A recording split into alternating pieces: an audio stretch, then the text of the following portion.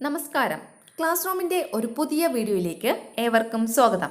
7ാം സ്റ്റാൻഡേർഡിലെ social സയൻസിൻ്റെ second യൂണിറ്റിൻ്റെ part 5 video ആണ്. യൂണിറ്റിൻ്റെ പേര് ഫ്രം ട്രേഡ് ടു പവർ. അപ്പോൾ ഈ യൂണിറ്റ് ഈ പാർട്ടോട് കൂടി അവസാനിക്കുകയാണ്. അതിൻ്റെ അകത്തുനിന്നുള്ള മാക്സിമം ക്വസ്റ്റ്യനും ആൻസേഴ്സും ഒക്കെ നമ്മൾ ഉൾപ്പെടുത്തിയിട്ടുണ്ട്. ഇതിന് മുമ്പുള്ള പാർട്സിൻ്റെ വീഡിയോ ലിങ്ക് ഡിസ്ക്രിപ്ഷൻ ബോക്സിൽ തന്നിട്ടുണ്ട്. അവിടെ നിന്നും ആവശ്യമുള്ളവർക്ക് ആ ലിങ്കിൽ ക്ലിക്ക് ചെയ്ത് ആ വീഡിയോയിലേക്ക് പോകാവുന്നതാണ്. Thank you. വീഡിയോ ഇഷ്ടമാവുകയാണെങ്കിൽ ചാനൽ സബ്സ്ക്രൈബ് ചെയ്യാൻ മറക്കല്ലേ കൂട്ടുകാരെ. French East India Company was established in, അതായത് ഫ്രഞ്ച് ഈസ്റ്റ് ഇന്ത്യ കമ്പനി എന്നാണ് നിലവിൽ വന്നത്? ആൻസർ 1664, 1664. അടുത്ത question, what were the chief trade centres of the French? ഫ്രഞ്ചുകാരുടെ പ്രധാനപ്പെട്ട വ്യാപാര കേന്ദ്രങ്ങൾ ഏതെല്ലാമായിരുന്നു?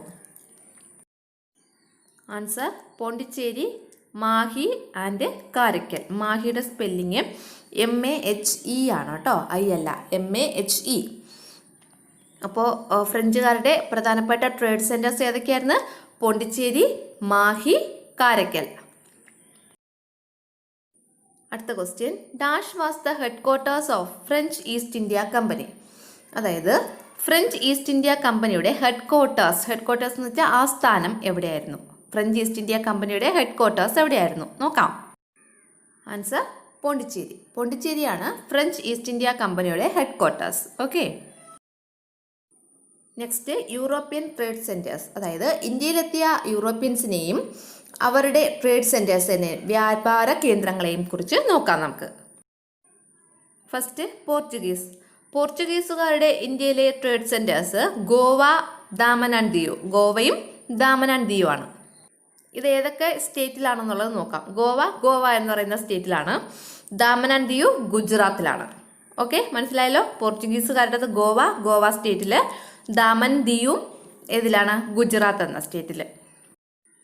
അടുത്ത ഡച്ചുകാരുടേത് കൊല്ലം, കൊച്ചി. കൊല്ലവും കൊച്ചിയുമാണ് ഡച്ചുകാരുടെ പ്രധാന ട്രേഡ് സെൻറ്റർ എന്ന് പറയുന്നത്. രണ്ടും കേരളത്തിലാണ്. ഓക്കെ. നെക്സ്റ്റ്, ഇംഗ്ലീഷുകാരുടെ പ്രധാനപ്പെട്ട ട്രേഡ് സെൻറ്റേഴ്സ് എന്ന് പറയുന്നത് സൂററ്റ്, മദ്രാസ്, കൽക്കട്ട, ബോംബെ ഇവയാണ്. ഇതിൽ സൂററ്റ് എന്ന് പറയുന്നത് ഗുജറാത്ത് സംസ്ഥാനത്തിലാണ്. മദ്രാസ് തമിഴ്നാട്ടിലാണ്. കൽക്കട്ട വെസ്റ്റ് ബംഗാളിലാണ്. ബോംബെ മഹാരാഷ്ട്ര. അപ്പോൾ ഇംഗ്ലീഷുകാരുടെ പ്രധാനപ്പെട്ട ട്രേഡ് സെൻറ്റേഴ്സ് ഏതൊക്കെയാണ്? സൂററ്റ്, മദ്രാസ്, കൽക്കട്ട, ബോംബെ. സൂററ്റ് ഗുജറാത്ത്, മദ്രാസ് തമിഴ്നാട്, കൽക്കട്ട വെസ്റ്റ് ബംഗാൾ, ബോംബെ മഹാരാഷ്ട്ര. നെക്സ്റ്റ്, ഫ്രഞ്ചുകാരുടെ പ്രധാനപ്പെട്ട ട്രേഡ് സെൻറ്റേഴ്സ് പോണ്ടിച്ചേരി, മാഹി, കാരയ്ക്കൽ ഇവയാണ് ഫ്രഞ്ചുകാരുടെ പ്രധാനപ്പെട്ട ട്രേഡ് സെൻറ്റേഴ്സ്. പോണ്ടിച്ചേരിയിലാണ്. പിന്നെ മാഹി പോണ്ടിച്ചേരിയിലാണ്. കാരയ്ക്കലും പോണ്ടിച്ചേരിയിൽ. അപ്പോൾ പോണ്ടിച്ചേരി, മാഹി, കാരയ്ക്കൽ ഇവയാണ് ഫ്രഞ്ചുകാരുടെ പ്രധാനപ്പെട്ട ഇന്ത്യയിലെ ട്രേഡ് സെൻറ്റർ എന്ന് പറയുന്നത്. ഇത് മൂന്നും എവിടെയാണ് സ്ഥിതി ചെയ്യുന്നത്? പോണ്ടിച്ചേരിയിൽ. Next, Carnatic war. എന്താണ് കർണാട്ടിക് വാർ എന്ന് നോക്കാം നമുക്ക്. The series of conflicts between the French and the English in South India was known as Carnatic war. അതായത് ഫ്രഞ്ചുകാരും ഇംഗ്ലീഷുകാരും തമ്മിലുള്ള എ സീരീസ് ഓഫ് കോൺഫ്ലിക്ട്സ്, തുടർച്ചയായ പോരാട്ടങ്ങൾ എവിടെ വെച്ചിട്ട്? സൗത്ത് ഇന്ത്യയിൽ വെച്ച് ഇംഗ്ലീഷുകാരും ഫ്രഞ്ചുകാരും തമ്മിലുള്ള തുടർച്ചയായ പോരാട്ടങ്ങളെയാണ് കർണാട്ടിക് വാർസ് എന്ന് പറയുന്നത്. ദ സീരീസ് ഓഫ് കോൺഫ്ലിക്ട്സ് എന്താണ്? തുടർച്ചയായിട്ടുള്ള പോരാട്ടങ്ങൾ ബിറ്റ്വീൻ ആരൊക്കെ തമ്മിൽ? The French and the English. ഫ്രഞ്ചുകാരും ഇംഗ്ലീഷുകാരും തമ്മിൽ ഇൻ സൗത്ത് ഇന്ത്യ എവിടെ വെച്ചിട്ട്? സൗത്ത് ഇന്ത്യയിൽ, known as Carnatic wars. The French were defeated at the end of this war. ഈ യുദ്ധങ്ങളുടെ അവസാനം എന്താ സംഭവിച്ചത്? ഫ്രഞ്ചുകാർ പരാജയപ്പെട്ടു, ഇംഗ്ലീഷുകാർ വിജയിച്ചു, അല്ലേ? ദ ഫ്രഞ്ച് വെയർ ഡിഫീറ്റഡ്, ഫ്രഞ്ചുകാർ പരാജയപ്പെട്ടു. At the end of this war, ഈ വാറിൻ്റെ അല്ലെങ്കിൽ ഈ പോരാട്ടങ്ങളുടെ അവസാനം ഫ്രഞ്ചുകാർ പരാജയപ്പെട്ടു. മനസ്സിലായല്ലോ. പിന്നെ നമ്മുടെ ടെക്സ്റ്റ് പറഞ്ഞിട്ടുണ്ട്, ഈ കർണാട്ടിക് വാർസ് എന്ന് പറഞ്ഞ പേര് കിട്ടാനുള്ള കാരണം എന്താണ്? ഈ യുദ്ധങ്ങളെല്ലാം നടന്നത് ഇന്നത്തെ തമിഴ്നാടിൻ്റെ ഭാഗമായ കർണാട്ടിക് എന്ന പ്രദേശത്ത് വെച്ചിട്ടാണ്. അതുകൊണ്ടാണ് ഇതിന് കർണാട്ടിക് വാർ എന്ന് പേര് വന്നത്. Okay. Next, what were the factors that motivated the English East India Company to gain power in Bengal? അതായത് ബംഗാളിൽ അധികാരം സ്ഥാപിക്കാൻ ഇംഗ്ലീഷ് ഈസ്റ്റ് ഇന്ത്യ കമ്പനിയെ പ്രേരിപ്പിച്ച ഘടകങ്ങൾ, ഫാക്ടേഴ്സ് എന്തൊക്കെയാണ്? Okay, agricultural prosperity and the convenient trade facilities prompted the English East India Company to gain power in Bengal. അതായത് agricultural prosperity എന്ന് വെച്ചാൽ കാർഷിക അഭിവൃദ്ധി, and the convenient trade facilities എന്ന് പറഞ്ഞാൽ കച്ചവട സൗകര്യങ്ങൾ, വളരെ കൺവീനിയൻ്റ് ആയിട്ടുള്ള കച്ചവട സൗകര്യങ്ങൾ. Prompted the English East India company, ഇത് രണ്ടുമാണ് ഇംഗ്ലീഷ് ഈസ്റ്റ് ഇന്ത്യ കമ്പനിയെ പ്രേരിപ്പിച്ചത്. എന്തിന്? To gain power in Bengal, ബംഗാളിൽ അധികാരം നേടാൻ ഇംഗ്ലീഷ് ഈസ്റ്റ് ഇന്ത്യ കമ്പനിയെ പ്രേരിപ്പിച്ച ഘടകങ്ങൾ ഏതൊക്കെയാണ്? Agricultural prosperity and the convenient trade facilities. Okay, മനസ്സിലായല്ലോ? അടുത്ത question, what happened in the battle of Plassey 1757? അതായത് 1757 പ്ലാസി യുദ്ധത്തിൽ എന്താണ് സംഭവിച്ചത്? അപ്പോൾ ഈ പ്ലാസി യുദ്ധം എന്നാണ് നടന്നത്? 1757, 1757. വളരെ പ്രധാനപ്പെട്ടതാണ്, ഓർത്തു വച്ചേക്കണം.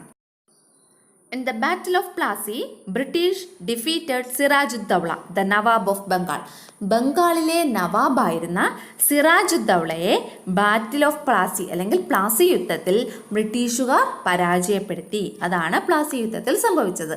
അതായത് ബ്രിട്ടീഷുകാർക്ക് ഇന്ത്യയിൽ ഭരണം നേടാനുള്ള ഒരു അടിത്തറ പാകിയ യുദ്ധമാണ് ഏത്? പ്ലാസി യുദ്ധം. അപ്പോൾ എന്താണ്? In the battle of Plassey, Plassey യുദ്ധത്തിൽ ബ്രിട്ടീഷ് ഡിഫീറ്റ് ചെയ്തു അല്ലെങ്കിൽ പരാജയപ്പെടുത്തി. ആരെ? സിറാജുദ്ദൗളയെ പരാജയപ്പെടുത്തി. ആരാണ് ഈ സിറാജുദ്ദൗള? ദ നവാബ് ഓഫ് ബംഗാൾ, ബംഗാളിലെ നവാബായിരുന്ന സിറാജുദ്ദൗളയെ ബ്രിട്ടീഷുകാർ പരാജയപ്പെടുത്തി. അതായിരുന്നു പ്ലാസി, ബാറ്റിൽ ഓഫ് പ്ലാസി എന്നായിരുന്നു 1757.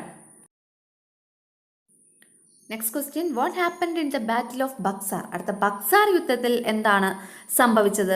എന്നാണ് ബക്സാർ യുദ്ധം? 1764, 1764 ബക്സാർ യുദ്ധം. ബക്സാർ യുദ്ധത്തിൽ എന്താണ് സംഭവിച്ചത് നോക്കാം.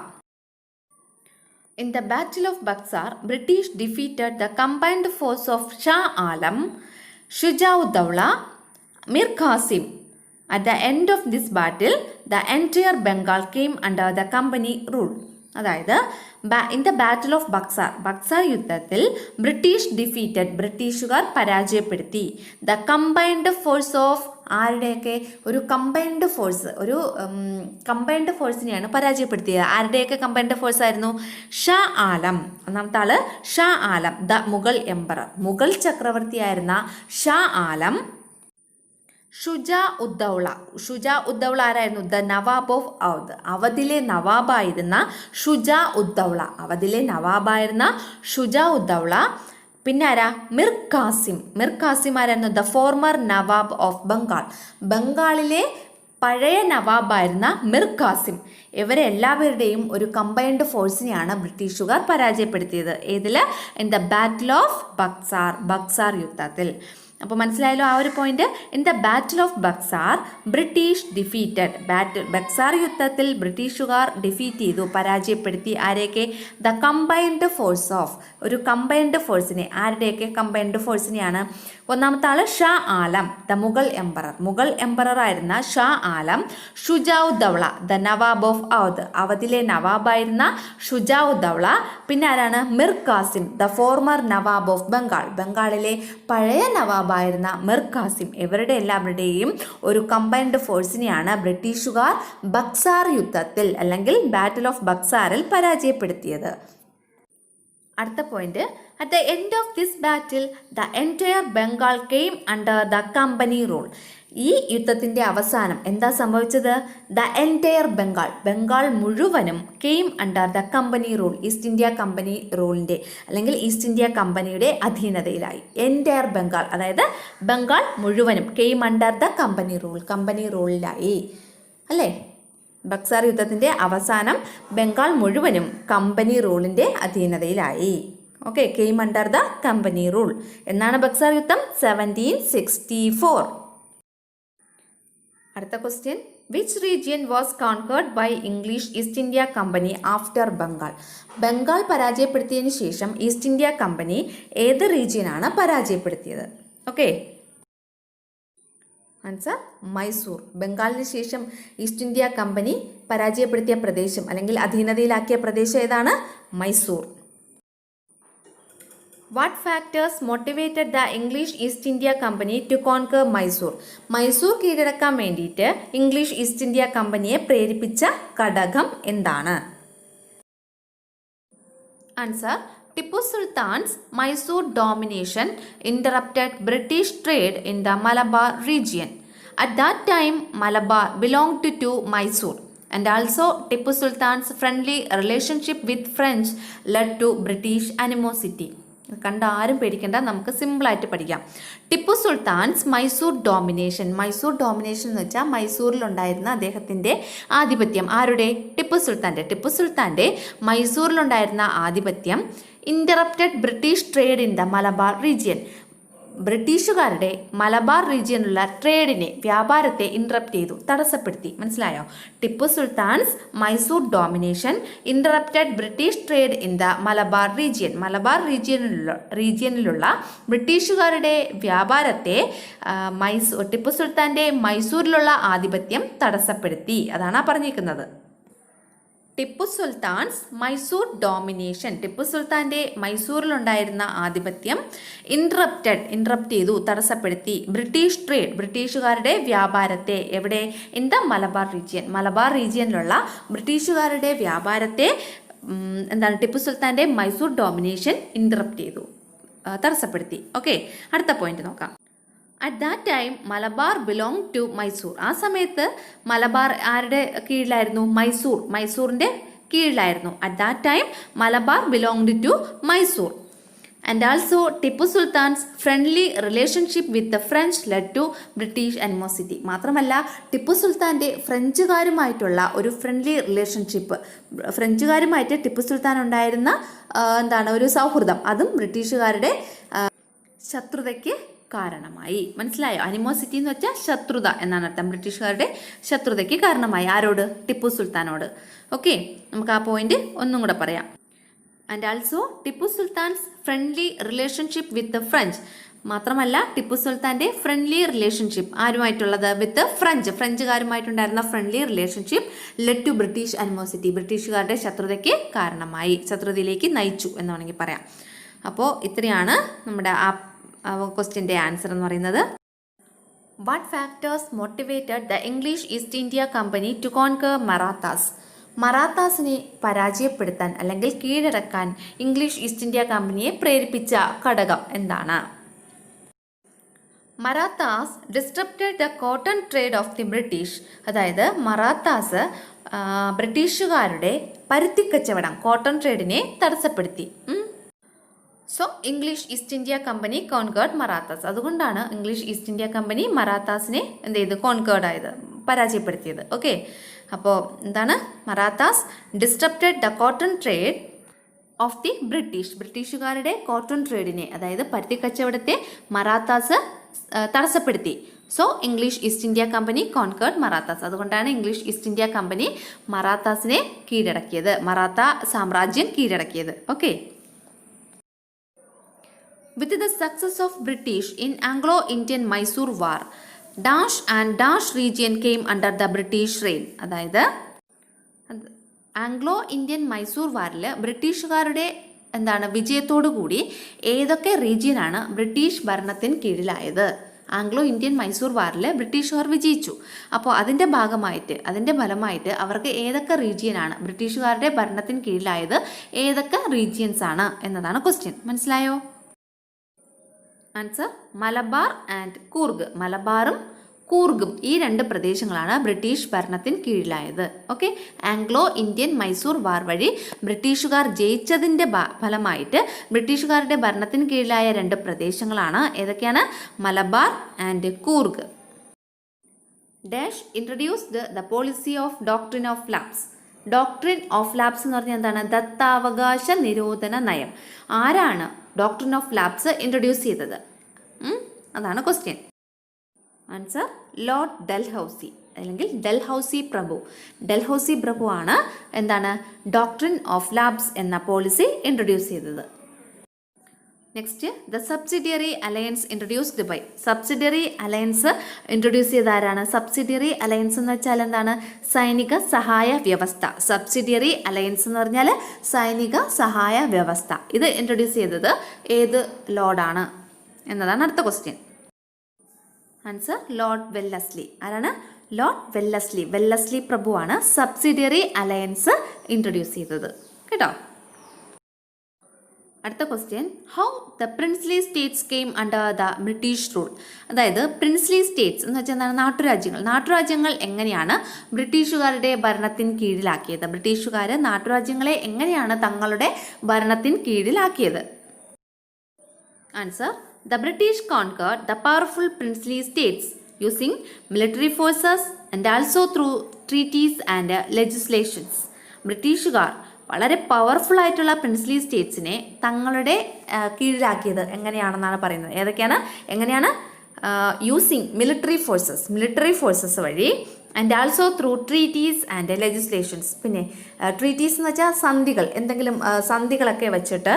പിന്നെ ലെജിസ്ലേഷൻ എന്ന് പറഞ്ഞാൽ എന്താണ്? നിയമനിർമ്മാണം. അപ്പോൾ ഇങ്ങനെയൊക്കെയാണ് ബ്രിട്ടീഷുകാർ തങ്ങളുടെ ഭരണത്തിന് കീഴിൽ നാട്ടുരാജ്യങ്ങളെ കൊണ്ടുവന്നത്. ഓക്കെ, ആൻസർ എന്താണ്? The British conquered the powerful princely states using military forces and also through treaties and legislations. ഇതൊക്കെയാണ് മിലിറ്ററി ഫോഴ്സസ് വഴി, ട്രീറ്റീസ്, പിന്നെ ലെജിസ്ലേഷൻസ്. ഇങ്ങനെ 3 സംഭവങ്ങൾ വഴിയാണ് ബ്രിട്ടീഷുകാർ തങ്ങളുടെ ഭരണത്തിന് കീഴിൽ വളരെ പവർഫുൾ ആയിട്ടുള്ള നാട്ടുരാജ്യങ്ങളെ കൊണ്ടുവന്നത്, അല്ലെങ്കിൽ പ്രിൻസ്ലി സ്റ്റേറ്റ്സിനെ കൊണ്ടുവന്നത്. Okay, what are the princely states entered into the subsidiary alliance? സൈനിക സഹായ വ്യവസ്ഥയിൽ ഒപ്പുവെച്ച നാട്ടുരാജ്യങ്ങൾ ഏതൊക്കെയാണ്? ഹൈദരാബാദ്, തഞ്ചാവൂർ ആൻഡ് ഇൻഡോർ. ഏതൊക്കെയാണ്? ഹൈദരാബാദ്, തഞ്ചാവൂർ, ഇൻഡോർ. ഇവയാണ് സബ്സിഡിയറി അലയൻസ് അല്ലെങ്കിൽ സൈനിക സഹായ വ്യവസ്ഥയിൽ എൻറ്റർ ചെയ്ത അല്ലെങ്കിൽ ഒപ്പുവെച്ച നാട്ടുരാജ്യങ്ങൾ, princely states. Okay, what are the princely states the British annexed through the doctrine of lapse? അതായത് ദത്താവകാശ നിരോധന നയം വഴി ബ്രിട്ടീഷുകാർ കൂട്ടിച്ചേർത്ത നാട്ടുരാജ്യങ്ങൾ ഏതെല്ലാമാണ്? Princely states ഏതെല്ലാമാണ്? അനക്സ്ഡ് എന്ന് വെച്ചാൽ എന്താണ് മീനിങ്? കൂട്ടിച്ചേർക്കുക എന്നുള്ളതാണ് കേട്ടോ. What are the princely states? ഏതൊക്കെ പ്രിൻസ്ലി സ്റ്റേറ്റ്സ് ആണ് ബ്രിട്ടീഷുകാർ അനക്സ്ഡ് കൂട്ടിച്ചേർത്തത്? Through the doctrine of lapse, ദത്താവകാശ നിരോധന നയം വഴി. ഓക്കെ, ആൻസർ സതാറ, ഉദയ്പൂർ, ഝാൻസി, നാഗ്പൂർ, ഒരെണ്ണം കൂടെ ഉണ്ട് കേട്ടോ, സാമ്പൽപൂറും ഉണ്ട്. അത് ഇതിൻ്റെ അകത്ത് ടൈപ്പ് ചെയ്തിട്ടില്ല, അതും കൂടെ ചേർത്ത് പഠിച്ചോളണം. ഏതൊക്കെയാണ്? സാമ്പൽപൂർ, സ്പെല്ലിങ്